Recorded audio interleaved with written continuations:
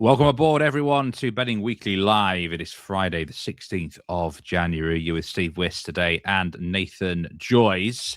Nathan, how's it been going for you so far? 2026, has it been profitable or not? Yeah, South America is just about edging back. So that's normally when it's my time to shine. So yeah, a few well-deserved weeks off in December. But yeah, the State Cup's back. And as we were talking about just before we went live, Brazil Serie A starts at the end of the month.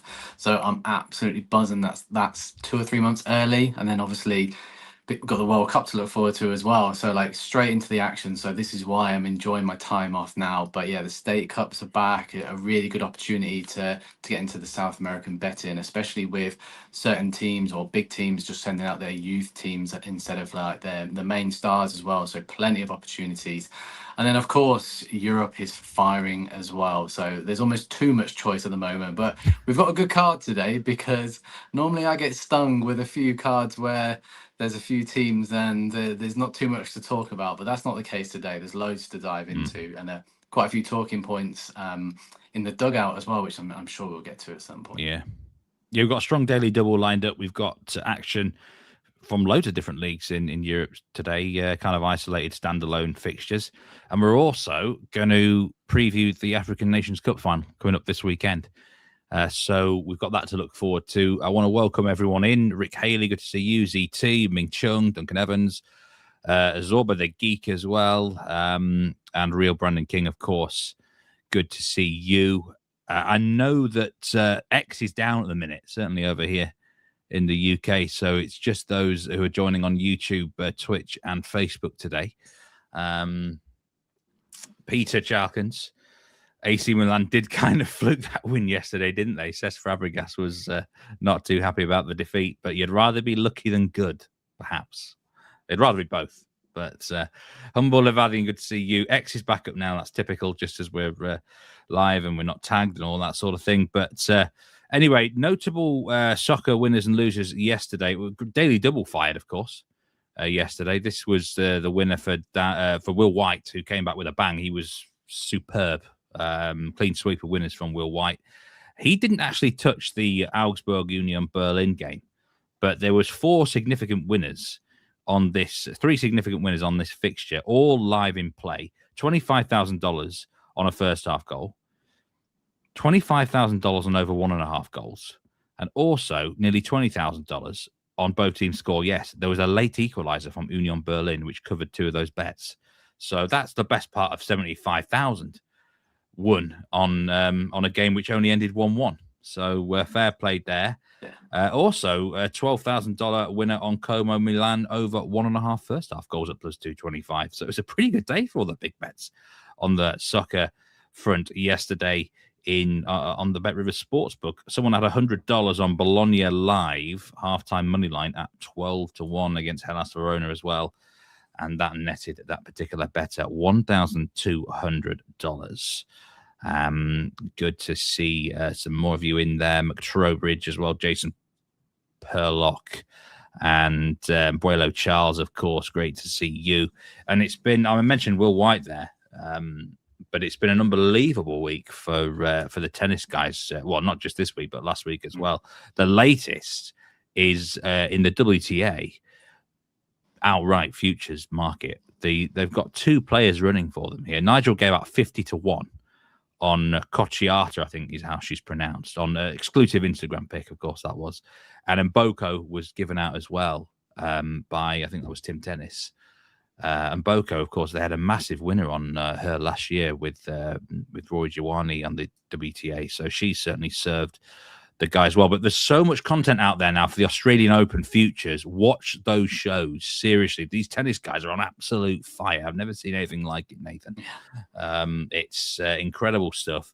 So, if Nigel could cash a 50-1 winner, I mean, already getting to the final, he's going to have made quite a bit there. But if you could get a 50-1 over the line, that would be unbelievable. Quick question before we go into the soccer. Real Brandon King says, do you have an NFL team with the playoffs at the minute? Are you into that at all? Any side that you support?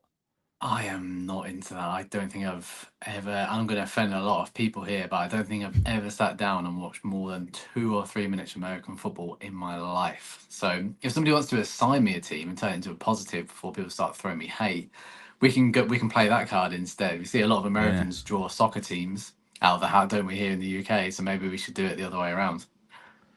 Yeah, I mean, yeah, I reckon you're obviously, sort of South American guy, maybe with a bit of razzmatazz, a team with a bit of razzmatazz, a bit of spice, or are you sort of this grinder, sort of from an industrial city? I'll Who's take the happy for first who likes option, unders? please. Anyway, we'll crack on because Yeah. we've got to get onto some of the early kickoffs today. We're going to get the daily double out of the way straight away. This is a 1 p.m. Eastern time kickoff in France. Monaco against Lorient. Monaco are minus money favourites, minus 159. Lorient at plus 375. I can tell you now, Monaco probably would have been minus 250 on the first ever season in this sort of fixture, maybe even shorter. But they've not had a great year. And team news, I mean, there's so many absences in this game. It's incredible. We've got an over 2.5 goal. Well, the goal line's more 2.75 and 3. Both teams to score yes is minus 180. Monaco have been a great disappointment this season, Nathan. I think one of the biggest issues they have had has been squad suspensions, injuries across the board. They should be beating this Lorient side, but when you look at the list of players missing, especially at the back, it's rather incredible. What's your take here? Yeah, exactly that. And what you just said there, at the back is where they're missing a whole host of players, which opens this game up perfectly. And I think it's a fair play to anybody who wants to pick an outright for this. Look, Monaco have only drawn 2 of their 17 games, and they normally win or lose. It's normally a thriller when it's Monaco involved, and they've conceded more than they've scored this season.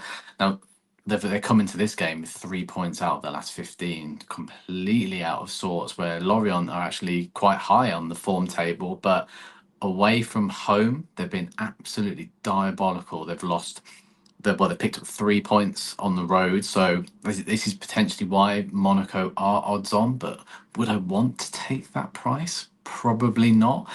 And I think the fact that so many players are injured at the back, I think this game could just end up into a bit of a basketball match, if I'm honest with you. I think the fact that the last 5 games have produced 4 goals is a good starting point for this one. And the line at over 3 Asian goals at around 1.9, 1.875 really appeals at the moment. I think that's the bet to play in this particular match.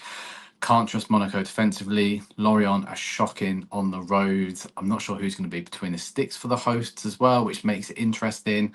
And the fact that Monaco just don't know how to see out a match or rescue a match, I think they could be banging trouble here. So a team who are hopeless at the moment are playing a team who are hopeless specialists on the road, means that we can take advantage of that over 3 Asian goal line. So that's going to be the first part of the daily double from my side.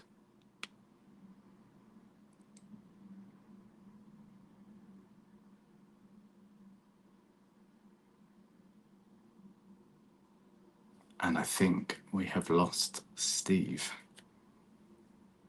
Apologies. That's fine. I wasn't sure if it was me then, so I was just waiting to see. There was an issue. You wouldn't believe what I just did. I think I just pressed a button on my keyboard to actually power off my computer temporarily. So okay, were you that against the opening bet there? No, I really like the bet in you're liking here over 3 Asian goals. I was just going to mention the starting lineup for Monaco is really worrying at the back. Now they have actually just signed Wout Faes from Leicester on loan. I think they've got an option to buy him for the rest of the season. Now Wout Faes is a player who divides a lot of opinion. He I mean, I liken him to Sideshow Bob. He looks like Sideshow Bob, and sometimes I'd rather have Sideshow Bob in my team. He is a big threat from set pieces. He does have his positives, and he takes risks, and in certain duels, he's really, really aggressive. But this guy's got so many mistakes in him as well, like genuine clangers, as we call it. Mm-hmm. It's going to be his first game at the club, and he's going to probably partner Eric Dyer at the back, another player who kind of divides opinion, really, certainly whether he should be a centre-back or not. So there's no way you can trust Monaco to keep a clean sheet here at all. No chance. Incredibly patchy, incredibly patchy, and they just don't draw anything. So if they don't draw anything, that surely opens up goals. But the market expects them to at least maybe score one or two. So I don't think you can completely dismiss that. I don't think it's necessarily completely wrong just because of how bad the hosts are away. They've conceded 29 goals, 14 of them on the road. So it's two bad teams coming up against each other, where some people would side towards maybe unders, but for me, I think history is going to repeat itself here. Last 5 head-to-heads have all produced over 3.5. The fact that you get the added protection with the over 3 Asian line screams plenty of value for me. So look, hopefully there's 1 or 2 at half time, and look, I think this will then just unravel, and I just don't think it's going to be a classic, but it could be end-to-end stuff, and I think there could be calamities at both ends of the pitch. So yeah, that's the first part of the daily double from our side anyway. Yeah, I do really like that bet, and surprisingly, there's actually money for the under in this game. 76% of the money is on the under, but it's not the worst thing to be treading against the tide, though, is it? Sometimes I'm surprised by that. Well, yeah, I am a bit as well. It might be distorted by one big bet or something along those lines, because 76% of the tickets are on the over, and 79% of the money's on Monaco. 85% of the tickets are on Monaco as well. It's a sort of game where, I mean, you could see Lorient even getting a result potentially. Monaco may, I mean, you look at the weapons though that Monaco should have on this field as well, though. The likes of Balogun, Biereth, Golovin, Aliakouche, Zakaria. Probably Monaco outscore them. 3-1, 3-2 territory. Really like that over. That's your part of the daily double in this fixture. Just looking through some of the comments. Just for once, Stephen, it wasn't actually the cat. She is asleep somewhere else. So I can't even blame my cat for this one. And Ando P is going under 3.5 in this game. That's where the big bet came from, Nathan. Probably. Okay. Isn't Walt Wout-Weiss the own goal king? Yes, he is. He has that knack of getting involved in the wrong end of the field. He's the sort of fella who will score an own goal, but also a goal at the other end. So, yeah, I mean, can you back an own goal with Bet Rivers? That's a good question. I'm not sure. It might be able to get an own goal in the game props. You certainly can get. You can certainly bet on if the woodwork and stuff is going to. Oh, you can bet on an own goal. You actually can bet on an own goal. I didn't actually know this. What's the price for this? You've got me interested now. Here we are. Game props plus 750 for an own goal to be scored. I've seen worse ideas put forward for sure. I have as well. That's generous with Wout-Weiss involved. So yeah, that's the first part of the daily double, over 3 Asian goals. It's going to be a double on the over 3 Asian goal market, actually, because my part of the daily double is in Germany, Werder Bremen against Frankfurt. I'm now firmly off this under trains that I had last weekend in Germany. Got that completely wrong. The goals are flying so much at the moment. The teams have come out, Nathan, from the winter break with no defense whatsoever. And the offenses have been absolutely laughing and firing so many goals. Hardly a clean sheet between any team in the Bundesliga. And I think it's going to continue this evening. Werder Bremen against Frankfurt. Frankfurt's 2 fixtures so far have been 3-3 and 3-2 defeat since the winter break. They just clearly are going back to their old ways. We thought they'd tightened it up before Christmas, but now they've looked so exposed, so open. The positive side for Frankfurt is they are scoring goals, though, still, even without some players that have been missing. Rich Serdone, I think, is a very, very good player for them, the Japanese international. He's got a bit of quality about him and genuine threat. And they've actually made a new signing who scored yet again. I think he scored in both games since he's come from a team called Elversberg. And this is Ayoub Amaimouni, a Moroccan 21-year-old, scored 12 goals, I think it was, for I'm trying to think where he's come from exactly. But anyway, it's the guy that they've signed, who I'm getting completely mixed up with teams here, but he came off the bench against Stuttgart and scored. And in the other fixture, it was Actually, I'm getting mixed up. This is Younes Ebnu Talib. He's the guy that they've got from Elversberg, and he scored against Dortmund. So they've got two sort of new players in the team recently who sound exactly the same, and they both scored recently, and they both look good to me. So yeah, the point is they've got threat. At least we're not putting forward goal scorers here, because no, I'm not. A little bit of confusion going on. I'm not doing that. The point is they've got threat about them, and Werder Bremen looked just terrible against Dortmund. I thought 3-0 loss. It could have been 5 or 6. They've got no defense whatsoever. They've got to get a result. They're going to have to score goals. So for me, over 3 Asian in this game, it would be my best bet of the day. And we're combining these two in the double here. Monaco, Lorient over 3 Asian, Werder Bremen and Eintracht Frankfurt over 3 Asian goals, plus 295. So for those who want to play it more straightforward, you could just go over 2.5 goals. For those who want to go even more aggressive, you could go over 3.5. It depends how you want to play it. The Asian total of 3, if there's 3 goals scored exactly, as a reminder, it will be a full refund on that leg or that single bet. You wouldn't lose a penny on that one. Betting breakdowns for that fixture, which I'm trying to find now and I can't find it. Hopefully, here we go. 92% of the money is on Frankfurt, which surprised me, did that one. That said, Werder Bremen, you couldn't trust with Monopoly money right now. So, yeah, I'm not blaming people who think Eintracht Frankfurt. They do have more quality, and 80% of the money's on the over. Did you have any thoughts on this game, Nathan, at all, or you just left this one to me entirely? I think we've tag teamed this perfectly, and we've gone for the same approach here. So hopefully it just rains goals. Yeah. So I've left your judgment up to you here. And yeah, I don't have any... I don't really look at the Bundesliga too often, so I'm happy to hear your thoughts. You've confused me on the goal scorers, but I'm backing you to complete the double. Don't worry. Younes Ebnu Talib. Stop, Steve. Let's just move on. Younes and also the other player to watch out for, Ayub Amamouni. So yeah, Those are the 2 players that watch out for them. I don't think Bet Rivers are even offering them to score because they're so new in the team, but if they are included in the team sheet, I may well be nibbling. But over 3 Asian goals, that's my best bet of the day there. We've got obviously loads of other fixtures across the board today, and let's go back to France, and we've got PSG against Lille.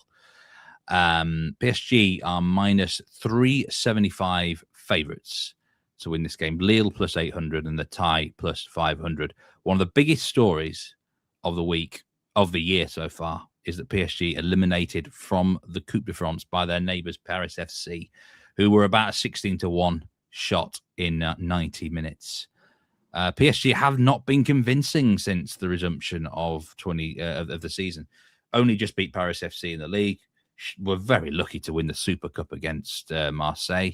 They don't look right at the minute. Surely we're going to get a reaction from Paris Saint-Germain at some point. Could it happen here against Lille?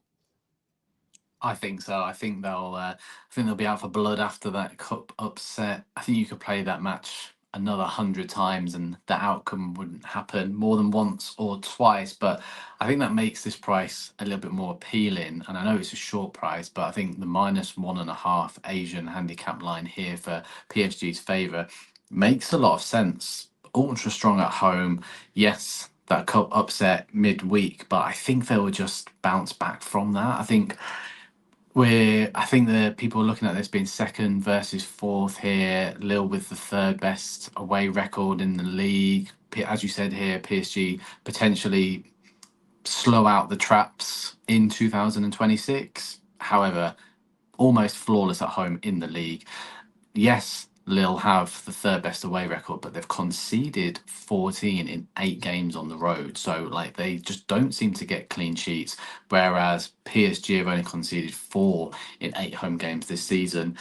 And I think if we can compare it to recent results, Lille recently lost 2-0 to Rennes, where PSG beat them at the start of December. I don't know, we're going back a couple of months here, but they beat them 5-0 and it was comfortable.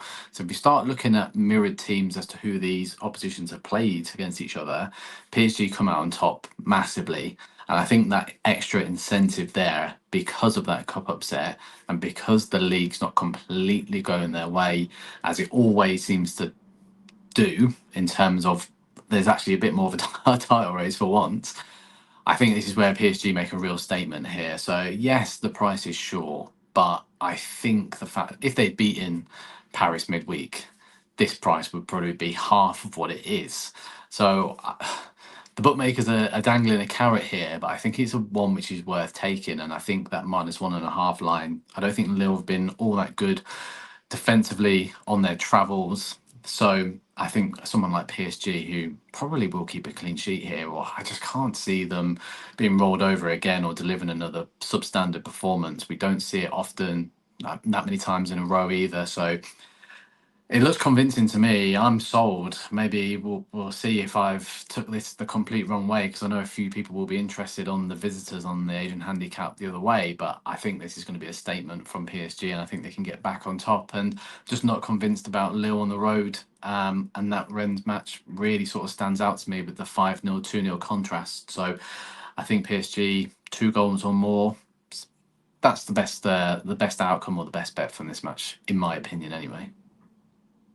Yeah, you like that -1.5 handicap on Paris Saint-Germain. PSG at the minute, for me, I'm not actually touching them because I don't really know what's going on there. But this is one of those where the best teams do often find that way to sort of make a statement when they need to be. Lille, as you mentioned, have not been convincing since the resumption of the season either. You know, when you're losing at home to Rennes, and I think they're out of the are they out of the Coupe de France as well, Lille? Off the top, yeah, they are. Lyon beat them in that, so not a great start. Yeah, it's not looking too great for Lille at the minute. And -1.5 is a handicap you don't get often on PSG at home. Simple as that. Certainly not domestically. So I may be made to be a bit of a fool by being tempted by this, but as you said, how often do you see them at home against anyone, especially in domestic action? So sometimes you just have to take it. Just looking now through some of the comments. Ray Burke, good to see you as well. Matescu, I think, has now left. He says he's got 2 bets that he's given out. Frankfurt to score over 1.5 goals and PSG to score over 2.5 goals. Pretty simple. Good luck with those, Matescu. See you next time. Peter Chalkins, we're going to talk about that Atalanta game very, very soon. He's liking the 0-2 score for Atalanta. Winter nil is tempting in that one, says Embrelo Charles. Winter nil could be even tempting here, actually, if PSG. I mean, when they do play well, they don't concede many opportunities. Yeah. So I'm not going to say I'm not personally getting involved in it, but you like PSG in this one -1.5, and I can't blame you. I certainly wouldn't oppose you, Nathan. That's for sure. And there is still plenty of money for Paris Saint-Germain, as you might expect. 97% of the money and 96% of the tickets as well. Plenty of over money. 96% of the money on the over. The goal line here is, I think it's at 3 off the top of my head. Yeah, 3.5 actually now. Minus money for over 3.5 goals. Wow, that's gone up. That's really gone up. I'm not sure I'll be on the over there because you might need that's high. PSG to score 4 for you. Yeah, that's high. I don't know if I fancy that. McTrowbridge says City have signed Grahy. They can't keep getting away with this. And this is a point we've probably got to talk about now, actually, with huge news coming out of Crystal Palace today, of course.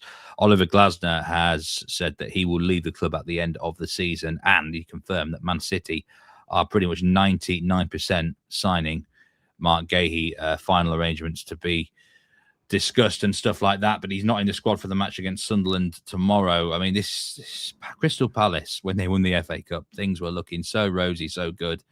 Since then, it just seems to have gone downhill, Nathan, really, with the Europa League, Europa Conference League nonsense. And then, I mean, they did have a good run in the Premier League, but it's been an horrendous run for them from sort of December onwards, really. I mean, Nigel Seeley picked it up on the live show on the Premier League show, first and foremost, how this schedule was going to affect them. But I mean, Oliver Glasner, I think, is a very, very good manager. And now losing Mark Gahey. What is your reaction to Glasner leaving Crystal Palace? And, you know, in terms of a betting front, would you be looking to oppose Palace now, do you think, for the rest of the season?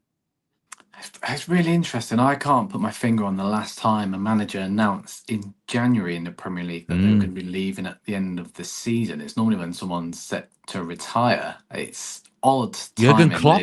Was that March? I don't think it was January, though. It wasn't January, was it? That was not still this early. Yeah, that was still quite odd within itself. So it's something you don't really see. So I'm sure more will come out of this. But look, maybe the selling of one of his star players has impact on this. And as you said there, like yeah, Palace won the FA Cup, and I think so many people are a little bit naive and expect smaller teams then when they have success to kick on, but it doesn't really happen in the modern game. Like players will be picked off from them. Like you said, the whole Europa League, Conference League was just horrendous for everyone involved, really. It became incredibly boring. But then obviously being knocked out of the FA Cup in quite dramatic style as well. Maybe that was the final nail in the coffin alongside having to sell a key player. So maybe opposing them for a bit. They may bounce back at some point, but it maybe was a little bit inevitable. We've expected Gay to leave for quite a while. I don't know where Glasner goes next. I know that you have a location or destination in mind, but yeah, definitely probably a team to avoid for the time being anyway. And as you said, Nigel said about their hectic schedule catching up with them. And if things haven't been quite right off the pitch, and Glasner, this isn't going to be an easy decision to make, or at least a hasty one. So it's probably been bubbling under the surface for quite some time. So yeah, intrigued to see how this one plays out. It's a shame Amazon haven't got their cameras in the dressing room this season, but I know that you were eager to talk about Glasgow and a potential destination for him. Jurgen Klopp actually did announce it in January 2024, by the way, January 26th. Later than this, slightly. That surprised me. I think at that point, Liverpool were in the mixer for 4 trophies, and they only won 1. They only won the League Cup, didn't they? And their season kind of did, it went downhill to some extent. Yeah. It's Look, you bound can't to, really right? compare that, but yeah, it's bound to, like, because the uncertainty of who's going to be leading the charge or why they want to leave, like, it's obviously, I'm sure some of the squad will know, but others won't have a clue as to why it's happened or the ins and outs. Yeah, really interesting decision to happen at this stage of the season. Maybe he's just had enough or realised this is how far he can actually take Palace, especially if players are just going to leave. But look, such is life in the modern game, right? If you're not Man City, Liverpool, Arsenal, etc., with the cash, your success is always going to have a ceiling. Real Brennan King says, sorry, Steve Glasner won't take the Leeds job. No way. And then he also says that Spurs should make Oliver Glasner permanent in the summer. Now, I just find it really strange timing how in the same week Manchester United have appointed Michael Carrick until the end of the season. Now Glasner's leaving Crystal Palace at the end of the season. Yeah. Is there something, has something maybe behind the scenes already been agreed? I'll tell you another club that I actually would, I don't think they'll do this, but if I was actually Real Madrid, I would be at least looking at Oliver Glasner. This is a man who Bayern Munich wanted him. The big clubs in Germany wanted him. I think we all would probably agree that this current manager, Arbeloa at Real Madrid, probably isn't going to work out long term. That will be the end of the season. I think Glasner is one of those managers that is going to be in really, really high demand because he's proven he can win trophies. He hasn't proven yet that he can do it at a big, big club. That's the next step for Oliver Glasner. But everything he's shown so far, I would suggest that he would be absolutely fine doing that. I think he's got discipline, and I think he commands respect from a tactical point of view and a man management point of view. But I would agree with Duncan. I wouldn't say 100%, but I think he is off to Manchester United. That is where I see his landing spot, personally. But like I said, I think that if it's been one of them years where there's been so many managerial moves and big shocks at sackings, it's quite possible someone could nick him ahead of United, a bigger club at the moment. What bigger in terms of, competitiveness, if you know what I mean. Man United still one of the biggest clubs in the world. But there is more attractive propositions in terms of competitiveness. So it's an interesting one to follow. Sunderland this weekend, they're going to be a popular bet. I really think they're going to be a popular bet now. I'd expect the money to come for them. And you can watch the Premier League show. The boys discussed that one. Nigel does have an official play in it. And most of you will know what that's going to be based on his betting record in the last few weeks, which has been pretty successful. Okay, we've got other fixtures on the cards today. Let's move to this Pisa fixture in Serie A against Atalanta.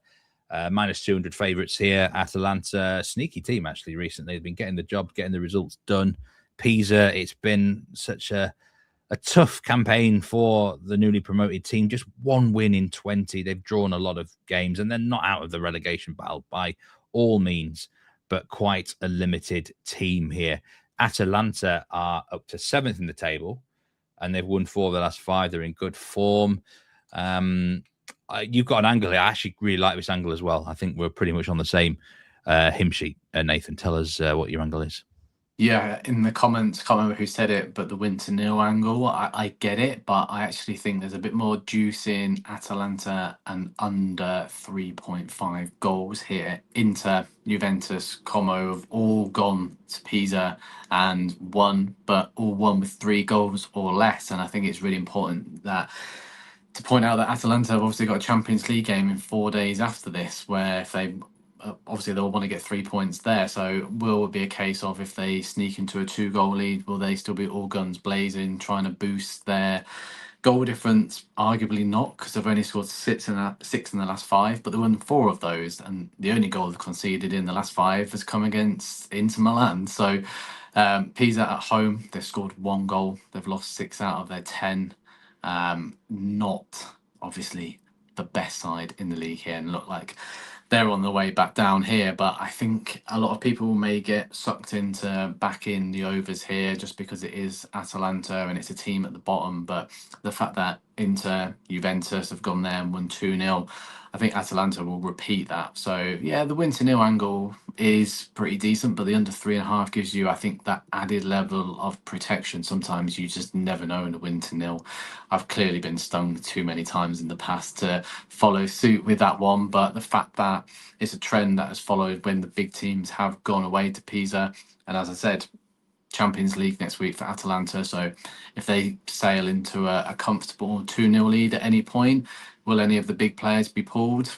Arguably so, but they've not been scoring many goals themselves, but they've been getting the job done. So defensively, they've been sound. Pisa scored 1 goal at home this season, so they're not really going to trouble them. So I think Atalanta and under 3.5 odds against is really appealing. So I think that's the logical bet in this one. Do you know what? I think it's a really good use of the SGP feature here on Bet Rivers. Atalanta to win on the money line is minus 200. Under 3.5 goals on the money line is minus 335. Combine them together, minus 108. You nearly get an even money shot. I totally agree with it. I think I was thinking how to get Atalanta on side. I think it's the best way. It covers the 3-0. It covers the 2-1. You got 1-0, 2-0 in your pocket as well. Pisa will be competitive. I mean, I watched them against Juventus and they were quite good actually until Juventus brought on their substitutes to turn the game. So they're no mugs, but they just find a way to, they're so limited, they find ways to lose games. So I do like that bet. And the market agrees. 95% of the money is on Atalanta. Surprising amount of money on the over, though. 89% of the money on the over. It's just one of those where you can sometimes look at a goal line and think, well, it's a newly promoted team. It's a trap. I think it's a trap. Yeah. And so many people don't like to play unders when I think sometimes it's the intelligent bet. Not saying that all my bets here are of the highest order, but I think sometimes it takes a brave sort of like combination there to get the best value rather than chasing goals when, as I said, Atalanta in 4 days' time have an important Champions League game. So you need to look at the context further than just this 90 minutes and look a little bit ahead to a busy schedule for them. But they're a side that haven't been producing goals. So if they've been winning and not producing goals and Pisa don't score goals, I'm surprised people are sort of buying into that overs market. It doesn't make sense to me, but we'll wait and see, won't we? As a reminder, Bet Rivers do offer on the game props section the win to nil specifically now. It's plus 135 for Atalanta to win to nil. It's plus 750 for Pisa to win to nil for those who do like the home team as well. Sticking on the under theme, Espanyol Girona. Espanyol having a fantastic season in La Liga, and that's why they're minus money here against Girona, who haven't been enjoying such a good campaign. In fact, it's been going pretty downhill ever since they qualified for the Champions League, really, Nathan, hasn't it? What's your take on this game? Yeah, I mean, I've put forward a couple of 0-0s on this show, and they've come in. I'm not brave enough this time round, but the last two times these sides have met, it has been 0-0, and both teams have only scored 5 in the last 5. Espanyol have only conceded 4 in the last 5 as well, so they've been defensively sound. Girona, yeah, I agree with you, but they come into this on the back of 2 wins. A 1-0 win against Osasuna and a 2-1 win away to Mallorca was quite impressive as well. So they've been picking up points against maybe lower sort of teams in the bottom half of the table. So this is a different challenge. I can see why people would be tempted by Espanyol at home. But I like the unders here. I think under 2.5 seems to be quite a sensible play. I just think, look, 2 teams who haven't been scoring. Girona, who will set up with a defensive 4-5-1. Yes, under 2.5 hasn't been landing all that often in Girona's games of late, but 1-0 against Osasuna, the 2-1 win against Mallorca, there was actually 2 second-half penalties. How often does that happen back-to-back matches? So I think you can take that with a pinch of salt. And I think that fact that Espanyol just don't really concede goals at the moment, especially at home, they've been pretty solid of late. So I think this opens up a nice round market for under 2.5. And both teams, I mean, Girona, draw specialists, potentially a little bit. They haven't been of late, but they have this season in these sort of tricky looking fixtures. And yes, they've conceded 34, but they have been picking up of late. And I think that's something that hasn't been factored into this particular market yet. So yes, I can see why people would want to get on board with the hosts, but I've always said that I'm an unders guy, so I'm looking for value elsewhere. And this sort of stands out to me as one of those games where a lot of people jump on Espanyol. They're meant to get the job done. They should get the job done, but they can often be frustrated. And I think the fact that Girona have had 3 wins out of the last 5 and have a little bit more confidence, they're starting to look a little bit more resilient at the back for the first time all season, really. So this has been 0-0, this fixture, the last twice. Can it happen again? Hopefully, but under 2.5 looks a decent play here. And once again, there's been money for the over, though. It feels like everyone wants to get on the goals today, Nathan. 90% of the over money. Okay. Incredible, really. I can't believe that in this game, because Espanyol really have been quite a strong under team for a long time. In fact, I'm just looking now. The last time a match of theirs went over 3.5 was in mid-September. So it's even if the times that their fixtures do go over the 2.5 goal mark, it doesn't go beyond that. Yeah. Girona, it's a tricky side, I think. You never really know what you're getting with them, but I think if you offered them that 0-0 draw here, they'd take it without question tonight. So, and Espanyol couldn't beat Levante last time out, which Levante have been really poor this season.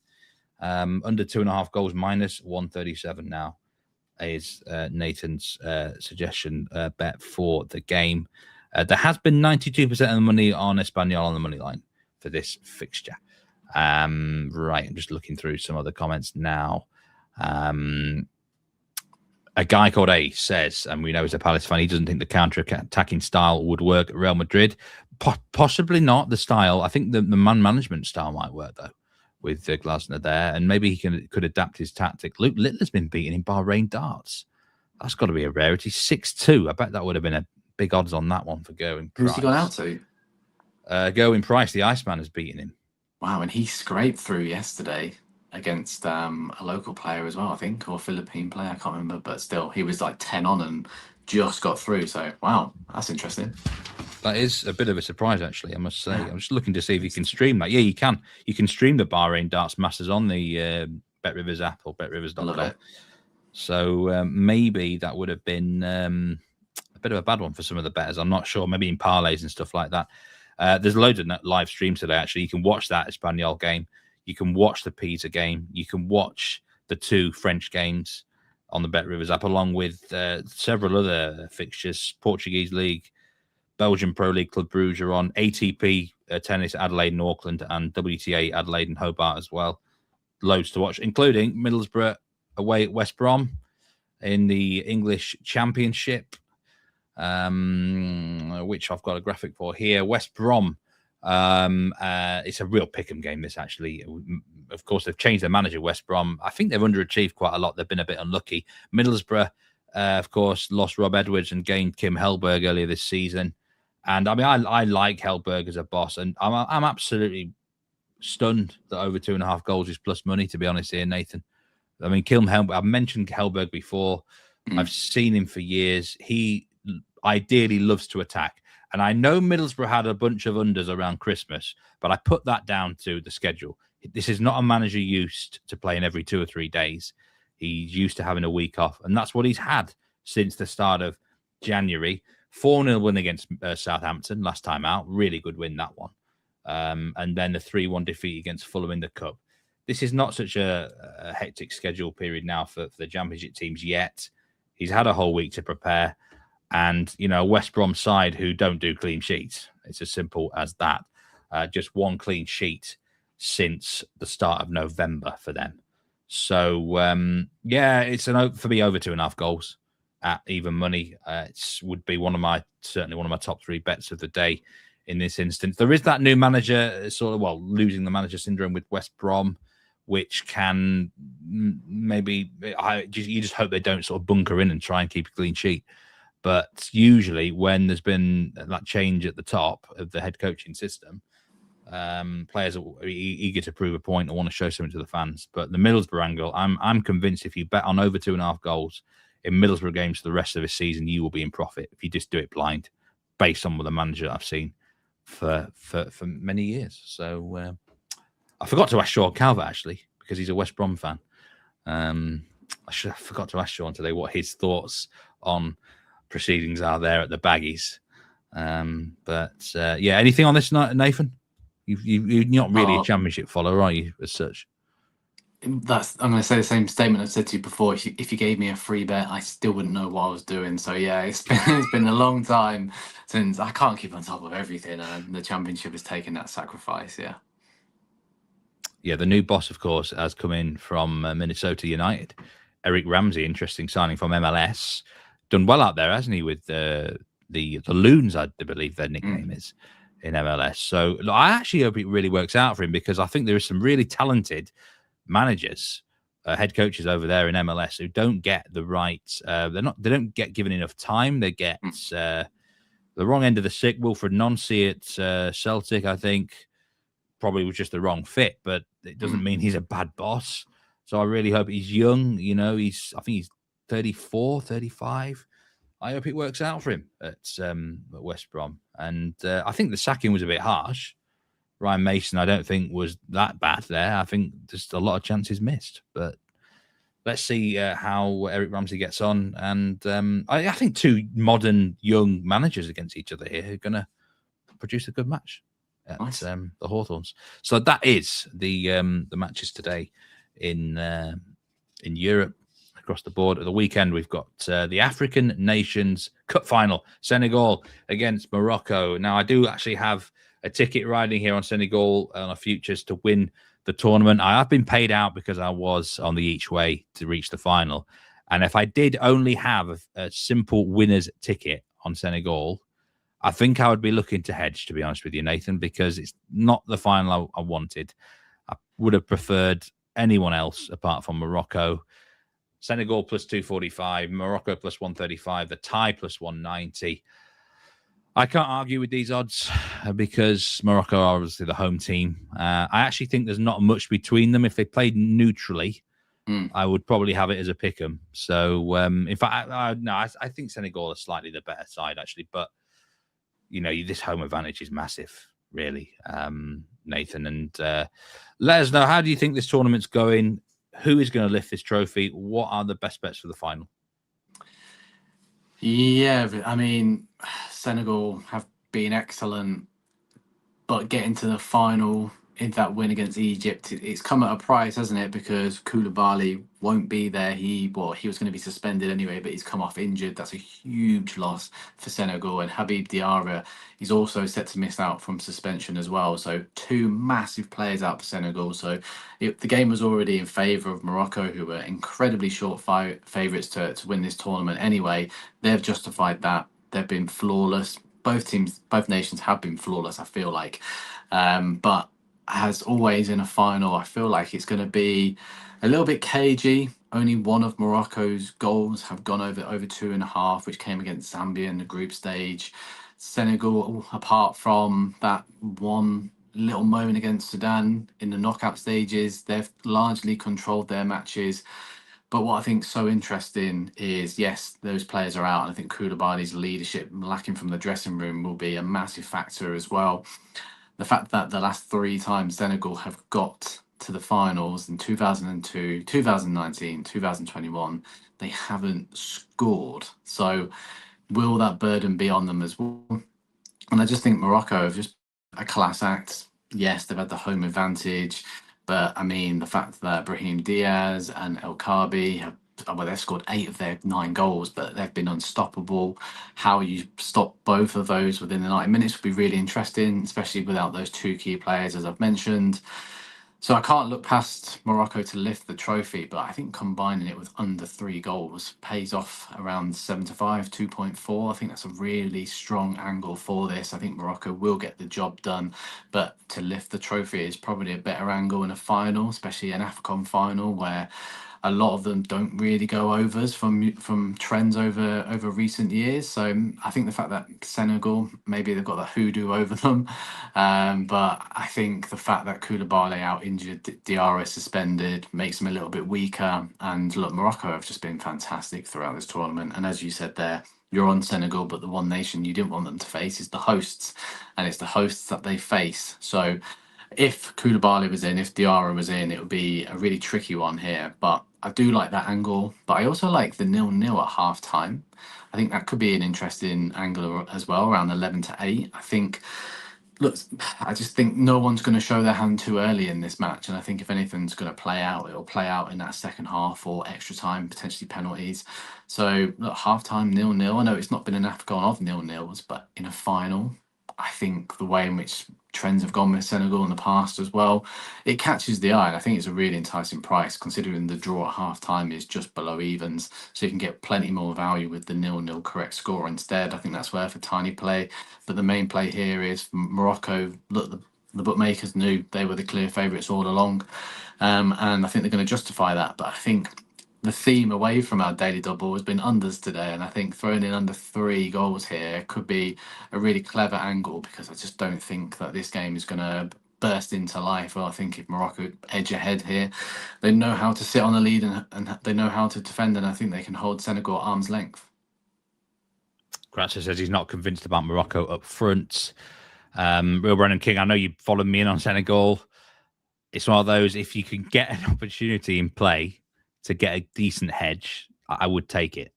Maybe pre-game, it's not the easiest to hedge, because I think Morocco are minus 180 to lift the trophy, minus 177.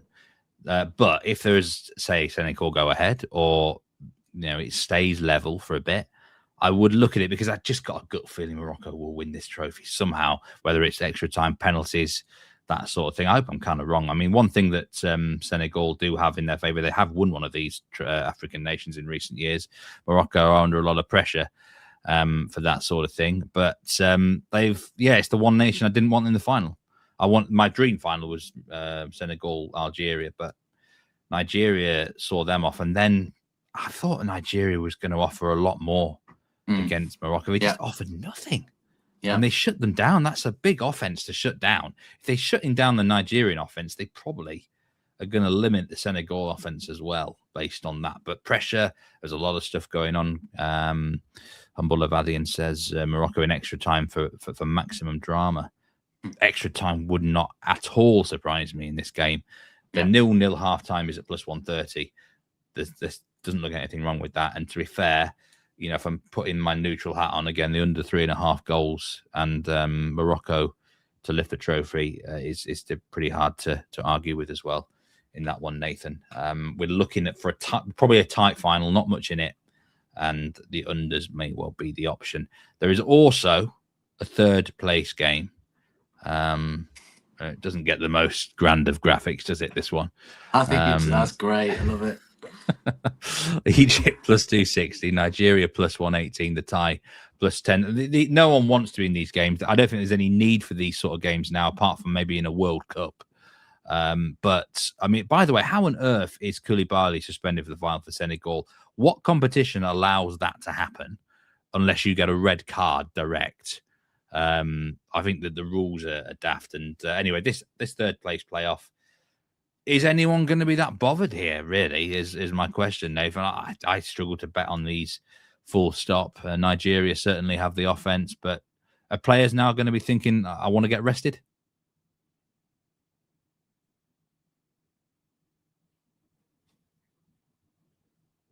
And I might have lost Nathan here.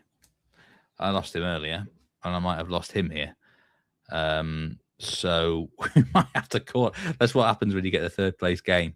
Anyway, my thoughts on this third place match is actually Nigeria take it, because I think they've been the better team over the whole tournament. Egypt have not convinced me too much, and they've looked like they've been on fumes really throughout the whole tournament.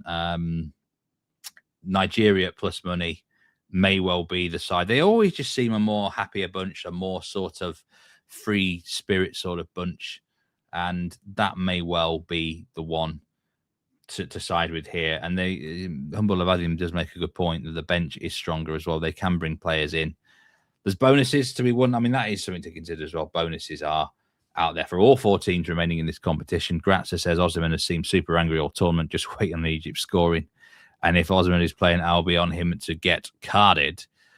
We can bring Nathan back in now. Nathan, it's one of those days, isn't it, with the technical side of things? The laptop's not working, and then my phone just died at the wrong time. But at least I managed to inform people of the pick for the final, at least. Yeah, the third place game, I was just saying, I actually lean towards Nigeria on it, just simply because I think they've been the better team in the tournament. But it's not a match to really stake heavily in overall, is it? The third place game. No one wants to be in it. Players might want to be even rested as such, depending on their mentality. But there could be some bonuses at stake, like some people have said in chat. If you had to have a bet on the game, which team would you go with?